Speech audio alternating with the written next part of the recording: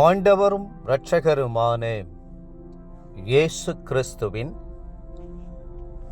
ஈடு இணையற்ற நாமத்தில் அன்றன்றுள்ள அப்பம் வாசகர்களுக்கு எங்கள் அன்பின் வாழ்த்துக்கள்.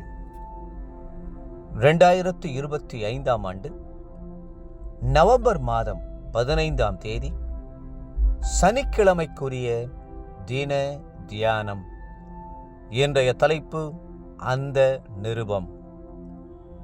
ஏசாயா 37:14 சொல்லுகிறது, எசேக்கியா ஸ்தானாதிபதிகளின் கையிலிருந்த நிருபத்தை வாங்கி வாசித்தான். பின்பு எசேக்கியா கர்த்தருடைய ஆலயத்திற்கு போய் அதை கர்த்தருக்கு முன்பாக விரித்து. நிருபம் என்றால் கடிதம் என்று அர்த்தம். தனிப்பட்ட ஒரு மனிதனுக்கு தனிப்பட்ட ஒருவர் எழுதுவதை கடிதம் என்று சொல்லுகிறோம். ஆனால் ஒரு சபைக்கு அல்லது ஒரு தேசத்திற்கு பொதுவாக எழுதப்படுமாயின் அதை நிருபம் என்று அழைக்கிறோம். நிருபம் எல்லாருக்கும் தெரிய வேண்டிய ஒரு செய்தி. ஆனால் கடிதமோ தனிப்பட்ட முறையிலே ஒருவரிடமிருந்து ஒருவர் அறிந்து கொள்ள வேண்டிய செய்தியாகும். நம்முடைய வாழ்க்கையில் சில கடிதங்களை வாசிக்கும் போது மன மகிழ்ச்சியும் உற்சாகமும் உண்டாகிறது, உள்ளத்தை திடன் பெற செய்கிறது. ஆனால் சில கடிதங்களோ அவதூறாய் எழுதப்பட்டு நம்மை பயமுறுத்தி கலங்கும்படி செய்கிறது. சில கடிதங்கள் யார் எழுதினார்கள் என்றே தெரியாமல் வருகிற அநாமதேய கடிதங்களாய் இருக்கின்றன. பெரும்பாலான கடிதங்கள் நம்முடைய பதிலை ஆவலோடு எதிர்பார்த்து எழுதப்படுகின்றன. நான் கர்த்தருடைய ஊழியக்காரனாக உன்னதமானுடைய பணியை செய்கிறபடினால் ஆலோசனை கேட்டு வருகிற கடிதங்கள் நிறைய உண்டு. முடிந்த வரையிலும் ஜெபித்து கர்த்தருடைய ஆலோசனைகளை வழங்கி பதில் எழுதுவதுண்டு. ஆனால் சில கடிதங்களோ பொய்யான குற்றச்சாட்டுகளையும் அவதூறுகளையும் சுமந்து கொண்டு வந்து மன அமைதியையும் சமாதானத்தையும் குலைத்து விடுகின்றன. உங்களுக்கும் பலவிதமான கடிதங்கள் வரக்கூடும்.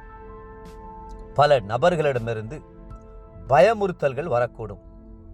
எசேக்கியா தனக்கு வந்த நிருபத்தை ஆலயத்தில் விரித்து வைத்து, கர்த்தாவே உமது செவியை சாய்த்து கேளும், கர்த்தாவே உமது கண்களை திறந்து பாரும், நீரே இதற்கு பதில் அளிக்க வேண்டும் என்று கதறினார் அல்லவா?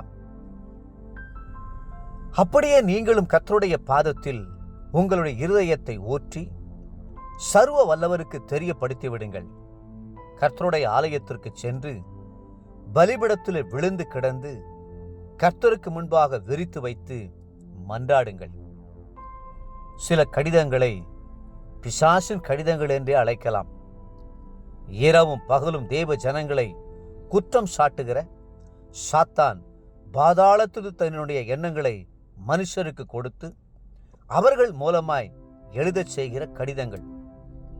சிலர் தனிப்பட்ட கடிதங்களாய் எழுதாமல் பத்திரிகைகளிலே நிருபங்களாய் எழுதி கர்த்தருடைய பிள்ளைகள் மேல் குறைகளையும் குற்றங்களையும் உலகம் முழுவதற்கும் பறைசாற்றுகிறார்கள். இதனால் கர்த்தருடைய நாமம் தூஷிக்கப்படுகிறது, தேவனுடைய ஊழியம் தடைபடுகிறது. தேவ பிள்ளைகளே, கடிதம் எழுதும்போது கவனமாயிருங்கள். உங்களுடைய கடிதங்களிலும் எழுத்துக்களிலும் கல்வாரி அன்பு இருக்கட்டும். கிறிஸ்துவனுடைய அன்பை எழுதுங்கள், மனதுருக்கத்தை எழுதுங்கள்.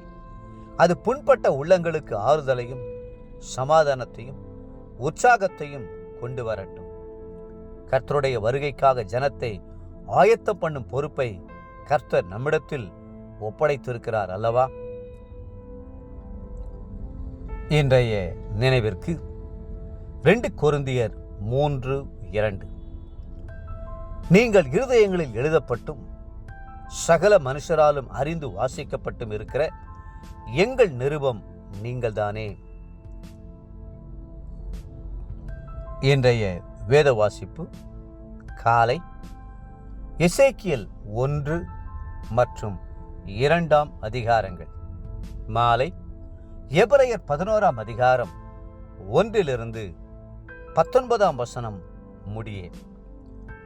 அன்புக்குரிய அன்றன்றுள்ள வாசகர்களே, மீண்டும் உங்களை வாழ்த்துகிறோம். நீங்கள் கடிதம் எழுதும்போது கவனமாயிருங்கள். எந்த கடிதத்தை குறித்தும் கலங்காமல் இருங்கள். கர்த்தர் உங்களை ஆசீர்வதித்து மென்மேலும் உயர்த்துவாராக. ஆமென்.